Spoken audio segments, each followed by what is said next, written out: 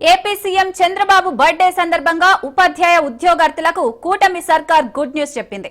విద్యాశాఖ మంత్రి Nara Lokesh mega DSC schedule ను ప్రకటించారు. గతంలో చెప్పినట్టే మొత్తం 16,347 ఉపాధ్యాయ పోస్టుల భర్తీకి ఏపీ పాఠశాల విద్యాశాఖ ఇవాళ నోటిఫికేషన్ జారీ చేయనున్నట్లు మంత్రి నారా లోకేష్ తెలిపారు. ఇవాల్టి నుంచి వచ్చే నెల 15 వరకు ఆన్లైన్లో దరఖాస్తుల స్వీకరించనున్నారు. జూన్ 6 నుంచి జూలై 6 వరకు సిబిటి విధానంలో డిఎస్సి పరీక్షలు నిర్వహించనున్నట్లు లోకేష్ తెలిపారు.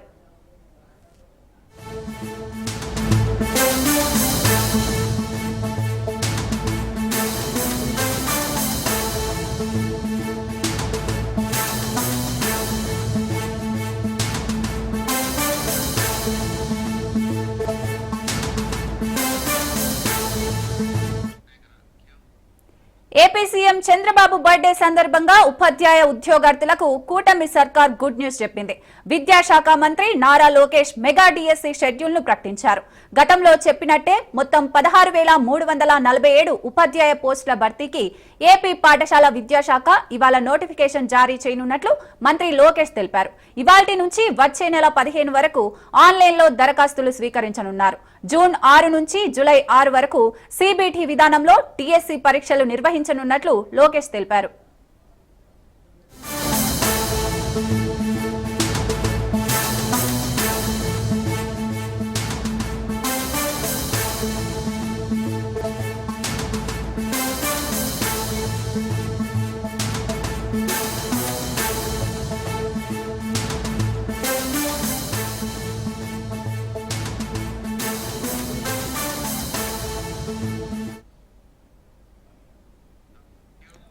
జపాన్ తెలుగు సమైక్య ప్రోగ్రాంలో సీఎం రేవంత్ రెడ్డి పాల్గొన్నారు. తెలంగాణలో ఐటీ, ఫార్మా రంగంలో ప్రగతి సాధించామన్నారు. తెలంగాణలో డ్రై పోర్టు ఏర్పాటు చేయబోతున్నామన్నారు. హైదరాబాద్ మూసీ నది ప్రక్షాళనకు కొందరు అడ్డుపడుతున్నారని, ఢిల్లీ పరిస్థితి చూసి మనం గుణపాఠం నేర్చుకోవాలన్నారు. మూసీ ప్రక్షాళన, మెట్రో విస్తరణ, ఆర్ఆర్ఆర్, రేడియల్ రోడ్స్ తెలంగాణ పురోగతికి కీలకమన్నారు.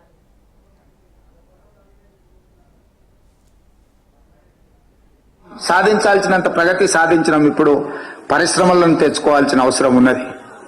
ఈ పరిశ్రమల కోసం మన state land lock state. Because of land lock state we don't have any port. అందుకే మనము డ్రై పోర్ట్ తీసుకొని మచిలీపట్నం పోర్ట్ ఒకప్పుడు నిజాం ఉన్నప్పుడు మన దగ్గరనే ఉండేది.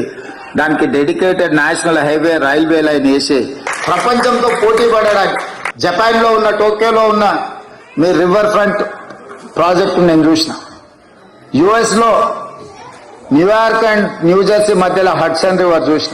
నరేంద్ర మోడీ గారు గుజరాత్ లో సబర్మతి రివర్ ఫ్రంట్ కట్టుకున్నారు. ఉత్తరప్రదేశ్ వారణాసిలో గంగా నది రివర్ ఫ్రంట్ కట్టుకున్నారు. ఈ రోజు ఢిల్లీలో యమునా నదిని కడతామంటున్నారు. కానీ తెలంగాణలో మూసీ రివర్ ని అభివృద్ధి చేసుకుంటామంటే మాత్రం బీజేపీ, బీఆర్ఎస్ వాళ్ళు అడ్డం పడుతున్నారు. నీళ్ళు అనేది సంస్కృతికి, నీళ్లు అనేది అభివృద్ధికి. ఎక్కడైతే నీళ్లు ఉంటాయో అక్కడ సంస్కృతి, అక్కడ నాగరికత పెరిగింది. ఈ రోజు మూసీ నదిని ప్రక్షాళన చేసుకోవాల్సిన అవసరం ఉన్నది.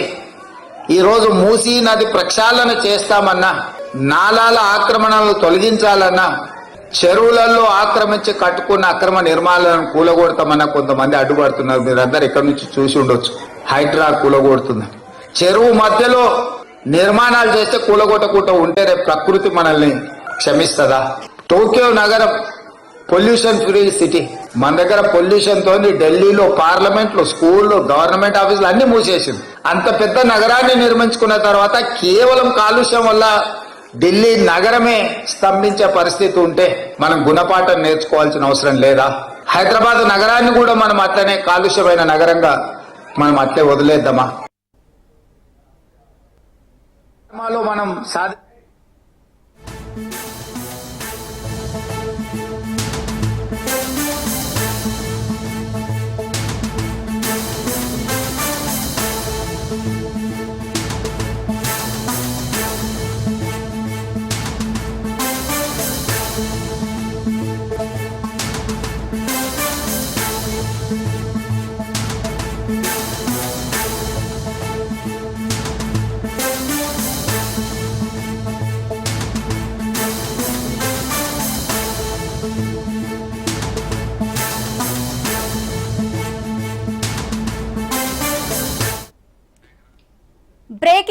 చూస్తున్నాం. విశాఖ మేయర్ అవిశ్వాస తీర్మానంపై జగన్ స్పందించారు.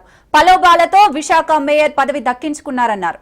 రాష్ట్రంలో ప్రజాస్వామ్యాన్ని కూనీ చేస్తున్నారని విమర్శించారు.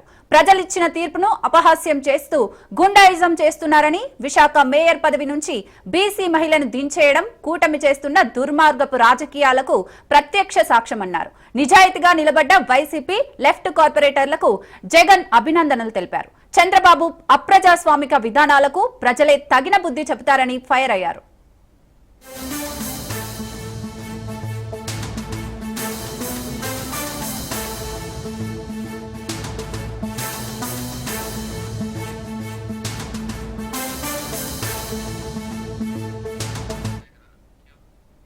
విశాఖ మేయర్ అవిశ్వాస తీర్మానంపై జగన్ స్పందించారు. ప్రలోభాలతో విశాఖ మేయర్ పదవి దక్కించుకున్నారన్నారు.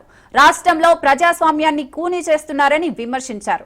ప్రజలిచ్చిన తీర్పును అపహాస్యం చేస్తూ గూండాయిజం చేస్తున్నారని, విశాఖ మేయర్ పదవి నుంచి బీసీ మహిళను దించేయడం కూటమి చేస్తున్న దుర్మార్గపు రాజకీయాలకు ప్రత్యక్ష సాక్ష్యమన్నారు.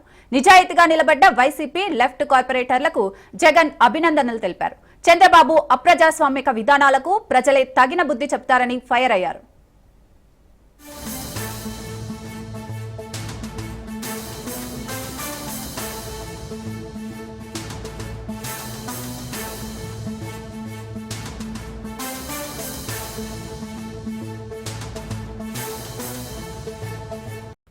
హైదరాబాద్ స్థానిక సంస్థల ఎమ్మెల్సీ ఎన్నికలకు బీఆర్ఎస్ బైకాట్ చేస్తుందన్నారు ఆ party working president KTR. MLC ఎన్నికల్లో ఓటు ఉన్న బీఆర్ఎస్ పార్టీ ఎమ్మెల్యేలు, ఎమ్మెల్సీలు, కార్పొరేటర్లు ఎవరూ ఓటుకు వెళ్లొద్దన్నారు.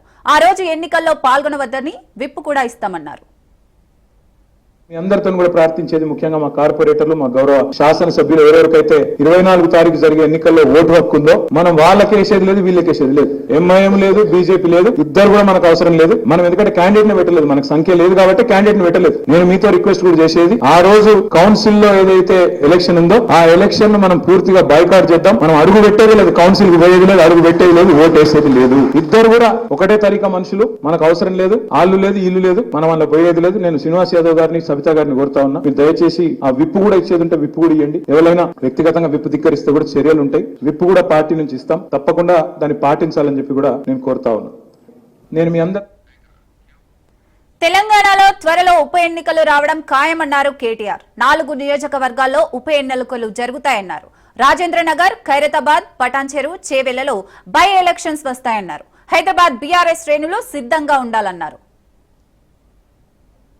16-17 నెలలు వెళ్ళిపోయింది. ఇక మళ్ళీ మీ జిహెచ్ఎంసీలో వచ్చిందా అంటే మీరు అలానే పడిపోతారు. మళ్ళీ 6 నెలలు అట్లే పోతుంది. మధ్యలో కూడా ఉప ఎన్నికలు వస్తాయి. తప్పకుండా రాజేంద్ర నగర్, షేర్లింగంపల్లి, చేవెళ్ళ, అట్లాగే ఖైరతాబాద్ అవి కూడా కొట్లాడదాం. దాంతో పాటు మనకు చాలా పెద్ద పని ఉంది. కొద్దిగా నిజంగా కూడా 10 ఏళ్ళు నేను కూడా ప్రభుత్వంలో పడి పార్టీ వర్కింగ్ ప్రెసిడెంట్ గా ఉన్నా. నేను పార్టీ నిర్మాణాన్ని పెద్దగా దృష్టి పెట్టలేదు. ఇప్పుడు మీ అందరికి మాటిస్తున్నా, ఈ సభ అయిపోయిన తెల్లారి నుంచే మర్నాడు నుంచే పార్టీ నుంచి ఒక మెసేజ్ మీ అందరికి వస్తుంది. మనం మెంబర్షిప్ డ్రైవ్ కొత్తగా తీసుకోబోతా ఉన్నాం. విద్యార్థుల్లో మెంబర్షిప్ చేద్దాం, అట్లాగే బయట కార్యకర్తల మెంబర్షిప్ చేద్దాం, డిజిటల్ మెంబర్షిప్ చేద్దాం. ఈసారి పుస్తకాలు ఉన్నాయి, యాప్ ఉంటది. దాని పద్ధతుల్లో ప్రతి నియోజకవర్గంలో, ప్రతి డివిజన్ లో, ప్రతి బస్తీలో, ప్రతి గల్లీలో బ్రహ్మాండంగా మెంబర్షిప్ కార్యక్రమం చేసుకుందాం. మెంబర్షిప్ అయినాక మే నుంచి మొదలవుతుంది. మే నుంచి జూన్, జూలై దాకా మెంబర్షిప్ నడుస్తుంది. అటంక కమిటీలు వేసుకుంటాం. ఎక్కడెక్కడైనా అక్కడో ఇక్కడో కొంతమంది కార్పొరేటర్లు పోయిండ్రు, కొంతమంది ఎమ్మెల్యేలు పోయిండ్రు. మరి ఆడ పార్టీ నిర్మాణం చేసుకోవాలి. ఎందుకంటే వ్యక్తుల చుట్టూ కాదు, మనం పటిష్టంగా వ్యవస్థ నిర్మాణం చేసుకోవాలి. కాబట్టి తప్పకుండా గట్టిగా కింది నుంచి బూత్ కమిటీ నుంచి మొదలు పెడితే, డివిజన్ కమిటీ నుంచి మొదలు పెడితే, మరి జిల్లా కమిటీ, రాష్ట్ర కమిటీ దాకా బ్రహ్మాండంగా పటిష్టంగా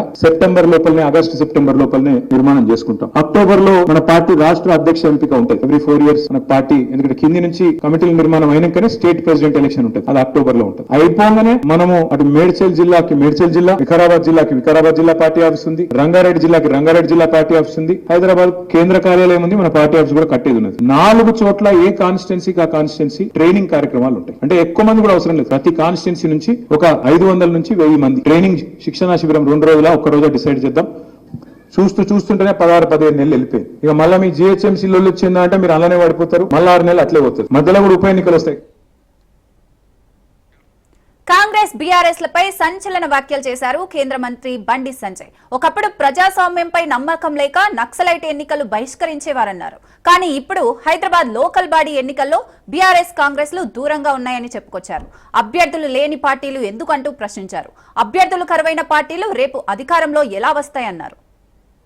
ఈ తెలంగాణ రాష్ట్రంలో హైదరాబాద్ లోకల్ బాడీ ఎమ్మెల్సీకి జరుగుతున్న ఎన్నికల్లో బీఆర్ఎస్ పార్టీ, కాంగ్రెస్ పార్టీ ఈ రెండు పార్టీలు ఎన్నికలకు దూరంగా ఉండడం, ఓటింగ్ కు దూరంగా ఉండడం ఇలా ప్రజాస్వామ్యానికి విరుద్ధం. వీళ్ళు నక్సలైట్ల వారసులుగా వివరిస్తున్నారు. అది కూడా గొప్ప ఎప్పుడు నక్సలైట్ల వారసులు కూడా గొప్ప ఎప్పుడు దౌర్భాగ్య పరిస్థితి ఉన్నది తెలంగాణ రాష్ట్రంలో. ఎన్నికలను బహిష్కరించే ఎన్నికలకు దూరంగా ఉండేవాళ్ళు ప్రజాస్వామ్యవాదాలు కాదు, వాళ్ళకు ప్రజాస్వామ్య నమ్మకం లేనట్టే. ఇలా క్యాండిడేట్ల కరువేరు. క్యాండిడేట్ కరువైన పార్టీలు రేపు ప్రజలకు ఏ విధంగా సేవ చేస్తాయి? వీళ్ళు 5, 10 ఇంకా 4 సంవత్సరాలు ఏ విధంగా అధికారులు ఉంటారు? వాళ్ళు తిరిగి అధికారులకు ఏ విధంగా వస్తారు? బీఆర్ఎస్ పార్టీ క్యాండిడేట్ కరువైన వాళ్ళు. అందుకే మొన్న జరిగిన ఎమ్మెల్సీ ఎన్నికల్లో ప్రజలు ఈ రెండు పార్టీలకు గుణపాఠం చెప్పారు. ప్రజాస్వామ్యం నమ్మే పార్టీ భారతీయ జనతా పార్టీ, ప్రజాస్వామ్యబద్ధంగా వివరించే పార్టీ భారతీయ జనతా పార్టీ కాబట్టి ప్రజలు బీజేపీ ఓటేసి గెలిపించారు.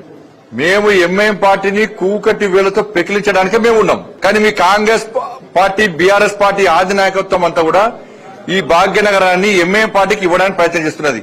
ఎన్నికలను బహిష్కరించినా కూడా ఇండైరెక్ట్ గా ఎంఐఎం పార్టీ సపోర్ట్ చేసినట్టే. ఒక డ్రామా ఇది, పొలిటికల్ డ్రామా ఇది. మీ డివిజన్లలో 80% హిందువులు ఉన్న విషయాన్ని మీరు గుర్తుంచుకోండి. కార్పొరేటర్లకు మేము మీకు వ్యతిరేకంగా విమర్శిస్తలే. మేము ఎంఐఎం పార్టీకి వ్యతిరేకంగా ఓటేయండి, ఓటింగ్ లో పాల్గొనండి మేము అప్పీల్ చేస్తున్నాం. అరే 15 నిమిషాల సమయం ఇస్తే నరికి చంపుతున్నారు మమ్మల్ని ఎంఐఎం పార్టీ. అటువంటి పార్టీకి మా కార్పొరేటర్ ఓటేస్తాడా? అటువంటి పార్టీకి బీఆర్ఎస్, కాంగ్రెస్ సపోర్ట్ ఇస్తారా? ఆ దేవులను అవమానపరిచారు. అటువంటి ఎంఐఎం పార్టీకి బీఆర్ఎస్, కాంగ్రెస్ పార్టీ సపోర్ట్ చేస్తాయా? మా హిందూ సమాజం చీల్చే ప్రయత్నం చేస్తున్నారు. అటువంటి ఎంఐఎం పార్టీకి BRS party, Congress party support చేస్తారా? వాళ్ళని గెలిపిస్తారా అని చెప్పి హిందూ సమాజం ఈ భాగ్యనగర్ లో చాలా ఆగ్రహంగా ఉన్నారు.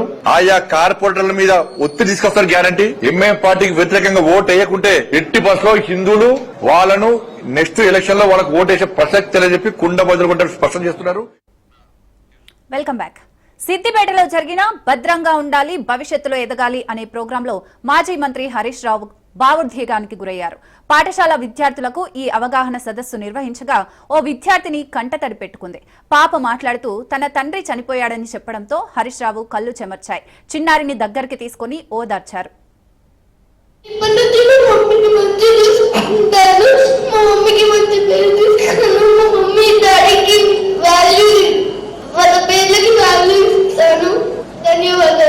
సరే అమ్మాయికి మరొకసారి క్లాస్ చూడండి.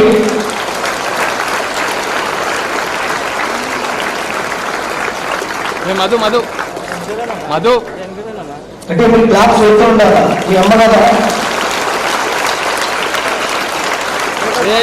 క్యాప్.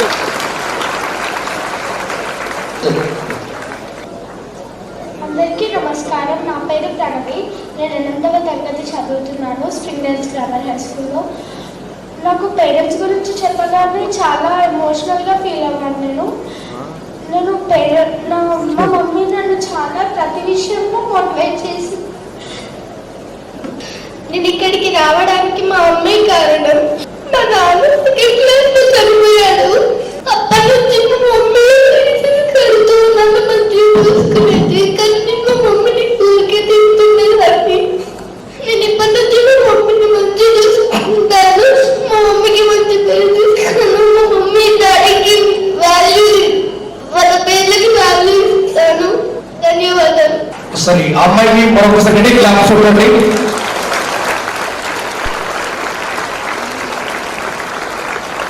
మధు మధు మధు అంటే మీరు క్లాస్ చూస్తూ ఉండాలా? మీ అమ్మ కదా క్యాప్.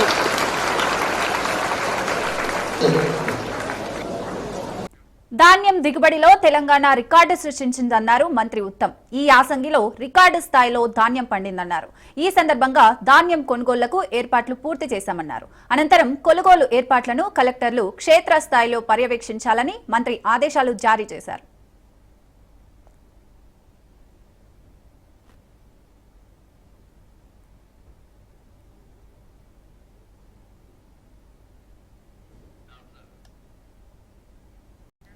కాంగ్రెస్ ప్రభుత్వంపై మాజీ మంత్రి శ్రీనివాస్ గౌడ్ ఫైర్ అయ్యారు. ఆదాయాన్ని పెంచుతాం, పంచుతామన్న కాంగ్రెస్ తీరా అధికారంలోకి వచ్చాక మద్యం రేట్లు పెంచుతాం, ఆదాయాన్ని సమకూర్చుకుంటాం అనే ధోరణిలో ఉందని విమర్శించారు. మద్యం రేట్లు పెంచడంతో నకిలీ మద్యం ఏరులై పారే అవకాశం ఉందని శ్రీనివాస్ గౌడ్ అన్నారు. కాంగ్రెస్ పార్టీ ఆదాయాన్ని పెంచుతాం, పంచుతాం అన్నారు. పెంచుతాం, పంచుతాం అంటే కొత్త ఇండస్ట్రీస్ తెస్తారో ఏమో, ఇంకా రకరకాల ఉత్పత్తులు చేస్తారేమో, అనేక వనరులు సమకూరుస్తారు అనుకున్నాం. కానీ ఈరోజు అర్థమవుతుంది, బ్రాండ్లను పెంచి ఆదాయాన్ని పెంచాలనుకుంటున్నారు. పంచుతాం అంటే ధర రేట్లు పెంచి పంచుతామన్నట్లు ఉంది. దేశానికి ఇచ్చే ఆదాయ వనరులు ఇచ్చే దానిలో అత్యధిక జీడిపి పెంచే స్థాయిలో ఉన్నటువంటిది కిందికి పడిపోయింది. ఇలా భూములను అమ్ముతాం, స్కీములు అమలు చేస్తాం, అంతే, వేరేం లేదు. ఇక ఆ పద్ధతిలో ఉంది. మద్యం రేట్లు పెంచుతాం, ఆదాయాన్ని పెంచుతాం, పంచుతాం అనేటట్లు ఉంది. ఈ ప్రభుత్వాన్ని మేము తెలియజేస్తున్నా, దృష్టి పెట్టాల్సింది జిఎస్టీ ఎందుకు తగ్గింది. దేశంలో నెంబర్ కాశ్మీర్ కన్నా, అల్లకల్లోలమైనటువంటి కాశ్మీర్ రాష్ట్రం కన్నా ఇంకా అనేక రాష్ట్రాల కన్నా ఎందుకు తగ్గింది ఆలోచన చేయాలి. ఆదాయ వనరులు పెంచడానికి ప్రత్యామ్నాయ మార్గాలు ఆలోచన చేయాలి తప్ప ఈరోజు 604 బ్రాండ్లు పెంచి కొత్త బ్రాండ్లు ఇచ్చి యువన్ గుంపలు ఆరచాలనుకుంటున్నారు. పక్క రాష్ట్రంలో ఆ కంపెనీల నుంచి వచ్చేటువంటి తాగి చనిపోయిన చరిత్ర ఉంది. అలాంటి కంపెనీలు ఇస్తున్నారు మీరు. మొన్న 15% పెంచారు, ఇప్పుడు తక్కువ ఇంకా 10% పెంచాలా. ఎందుకంటే మన ఆదాయము పోయిన సంవత్సరం 34,600 కోట్ల ఆదాయం వచ్చింది. దాన్ని ఇంకా 50 చేయాలనుకున్నారు, 40 చేయాలనుకున్నారు. ఇక మొత్తం దీని మీదనే అన్ని స్కీములు నడపాలి, వేరే మార్గం లేదు. ఆటోలలో పోయేటప్పుడు కూడా భద్రత లేకుండా అయిపోతుంది. ఇప్పటికే క్రైమ్ రేట్ పెరిగిపోయింది. ఆడపిల్లలు బయటికి పోవాలంటే భయం ఉంది. నిర్భయంగా, నిష్పక్షపాతంగా ప్రజలకు నష్టం జరుగుతుందని చెప్పి వెంటనే వీళ్ళు నియంత్రించాలి. ఏది పడితే అది కంపెనీ తెలంగాణకు వస్తుందంటే ఒప్పుకో పరిస్థితి లేదు. ఖచ్చితంగా ఏ ఒక్క కంపెనీకి బ్యాడ్ హిస్టరీ ఉన్న కంపెనీ అలా వేస్తే మాత్రం ఒట్టి పరిస్థితి ఊరుకునే పరిస్థితి లేదు. నువ్వు 10% పెంచుకుంటూ పోతే నకిలీ మద్యం వస్తుంది. ఒక్క పైసా కూడా పెంచాల్సింది లేదు. కాంగ్రెస్ పార్టీ ఆదాయాన్ని పెంచుతాం పంచుతాం అన్నారు. పంచుతాం అంటే కొత్త ఇండస్ట్రీస్ తెస్తారో ఏమో. గచ్చిబౌలి పోలీసుల నోటీసులపై ఐఏఎస్ అధికారిని స్మితా సబర్వాల్ స్పందించారు. కంచా గచ్చిబౌలి భూముల అంశంపై ఆమెకు ఈ నెల 12న నోటీసులు జారీ చేశారు. ఈ నోటీసులపై స్మితా సబర్వాల్ ఎక్స్ వేదికగా స్పందించారు. పోలీసులకు పూర్తిగా సహకరించినట్లు తెలిపారు. చట్టాన్ని గౌరవించే వ్యక్తిగా పోలీసులు అడిగిన ప్రశ్నలకు వివరణ ఇచ్చినట్లు చెప్పారు. తాను రిపోర్టు చేసినట్లే 2000 మంది చేసినట్లు పేర్కొన్నారు. వారందరిపైన ఇలాంటి చర్య తీసుకుంటారా అని ప్రశ్నించారు. చట్టం అందరికీ సమానమా, ఎంపిక చేసిన వారినే టార్గెట్ చేస్తున్నారా అని స్మితా సబర్వాల్ అడిగారు.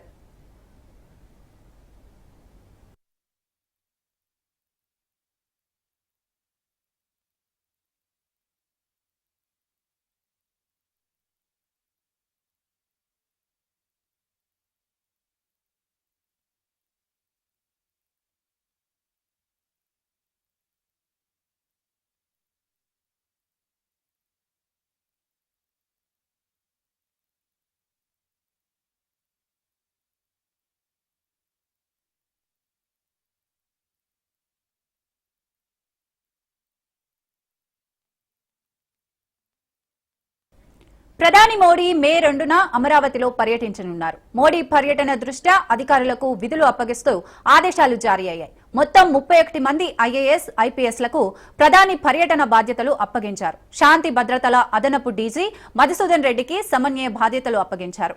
ప్రధాని రోడ్, బహిరంగ సభ, వీఐపీ బాధ్యతలు అప్పగిస్తూ ఆదేశాలు జారీ చేసింది ప్రభుత్వం.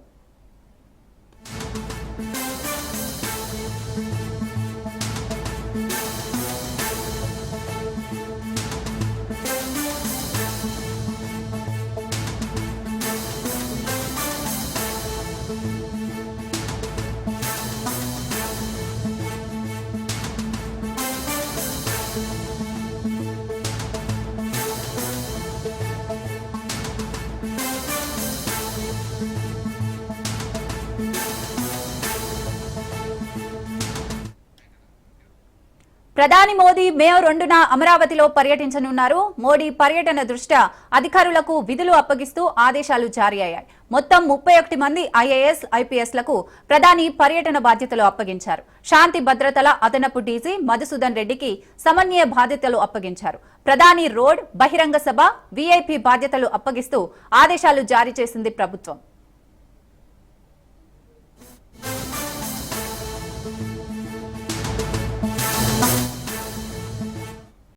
జేఈఈ మెయిన్స్ ఫలితాల్లో కూకట్పల్లిలోని శ్రీ చైతన్య కళాశాలకు చెందిన శ్రీ భాస్కర్ భవన్ బ్రాంచ్ విద్యార్థులు ప్రతిభ కనపరిచారు.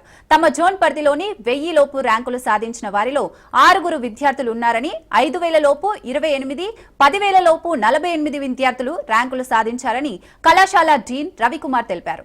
ర్యాంకులు సాధించిన విద్యార్థులకు ఎన్ఐటి, ఐటీఐలలో సీట్లు రాబోతున్నాయని తెలిపారు. మాదాపూర్ ఐఐటి జోన్ పరిధిలో డైరెక్టర్ సుష్మా ఆధ్వర్యంలో విద్యార్థులకు నాణ్యమైన విద్యతో పాటు పోటీ పరీక్షలకు అనుగుణంగా తీర్చిదిద్దుతామని వారు తెలియజేశారు. మా శ్రీ చైతన్య కూకట్పల్లి బ్రాంచ్ భాస్కర్ భవనం మరియు శ్రీ భాస్కర్ భవన్ క్యాంపస్ విద్యార్థులు అద్భుతమైన రిజల్ట్స్ సాధించారు. అలాగే మాది మదిగున కూడా ఐఐటి జోన్ సంబంధించిన విద్యార్థులు కూడా అద్భుతమైన రిజల్ట్ సాధించారు. ఈ రిజల్ట్స్ అనేది స్టూడెంట్స్ వర్క్ చేయడం, ఒక లెసన్ ప్లానింగ్ ఇవ్వడం, వాళ్ళతో ఆ స్టూడెంట్స్తో పాటు రెగ్యులర్గా వర్క్ చేయించుకోవడం వల్ల ఇది సాధించింది.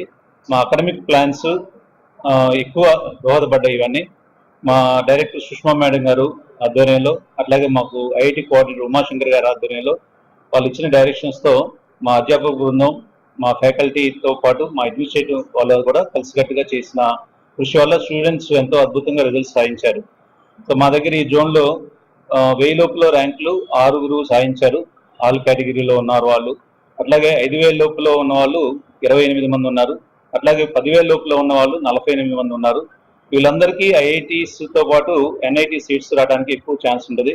ఇప్పుడైతే ప్రజెంట్ ఎన్ఐటీస్ క్వాలిఫై అయ్యారు. ఎన్ఐటీస్ నుంచి నెక్స్ట్ అడ్వాన్స్ ఎగ్జామ్కి రేపు మే 18వ తారీఖు వీళ్ళందరూ సన్నద్ధులు అవుతున్నారు.